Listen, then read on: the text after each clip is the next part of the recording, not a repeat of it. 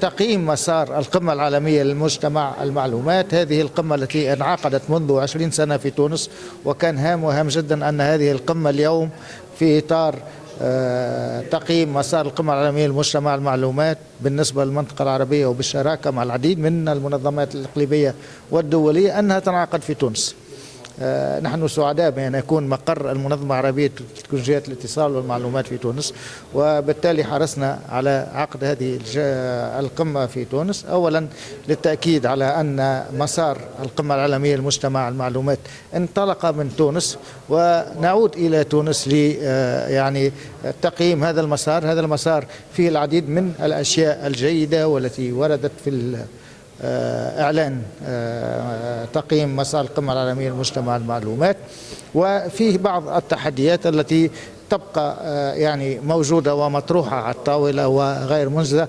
خير هنالك العديد من الفئات التي لا تزال غير مربوطة بالإنترنت، واليوم هذه الهوة سوف تتسع أكثر فأكثر باعتماد تكنولوجيات الذكاء الاصطناعي، وبالتالي إعلان تونس ينادي إلى مزيد من التعاون ما بين الهيئات الإقليمية والدولية من أجل دفع عملية الانتقال من مجتمع المعلومات إلى المجتمع الذكي، ولكن مع التنبيه حتى لا يبقى أحد خارج دائرة الضوء. For the final phase of the WSIS Plus 20 review, in which I would say few countries played as important a role as Tunisia.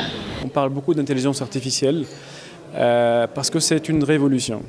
L'IA va nous permettre d'être beaucoup plus rapide et plus efficace dans tous les secteurs, économiques, sociaux, etc. Mais l'IA, elle a besoin d'un écosystème. Il n'y a pas une seule partie qui fait de l'IA. Parce que l'IA, elle a besoin d'infrastructures, elle a besoin de cas d'usage, elle a besoin de compétences, elle a besoin d'énergie, énormément d'énergie. Elle a besoin d'un cadre réglementaire, d'accord, pour gérer ça. Parce que l'IA, finalement, elle travaille sur des données, elle est en train d'analyser des données. Donc là, il faut avoir des données structurées, mais surtout une fiabilité des données. Parce que dans le cas échéant, on peut avoir des informations erronées, d'accord. Donc il y a beaucoup de collaboration dans cet écosystème-là. C'est pour ça qu'on trouve des gouvernements, on trouve des organismes internationaux, régionaux et aussi des fournisseurs d'infrastructures comme Huawei.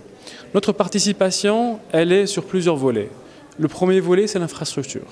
D'accord ? L'IA, elle travaille, comme j'ai dit, sur les données. Les données, il faudra les structurer dans des clouds, dans des data centers. Et il faudra y accéder de façon rapide. Donc la connectivité doit être assez importante. Les plateformes cloud, elles doivent être efficaces, robustes, sécurisées, pour pouvoir gérer de façon efficace la donnée. Donc, on bâtit l'infrastructure dans chaque pays. Aussi, on est très actif dans tout ce qui est domaine d'énergie.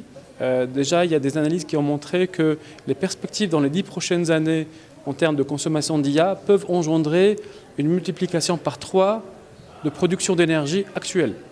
Ça veut dire que tout ce qu'on a comme énergie maintenant, il doit être triplé dans les 10 prochaines années pour faire face à ça.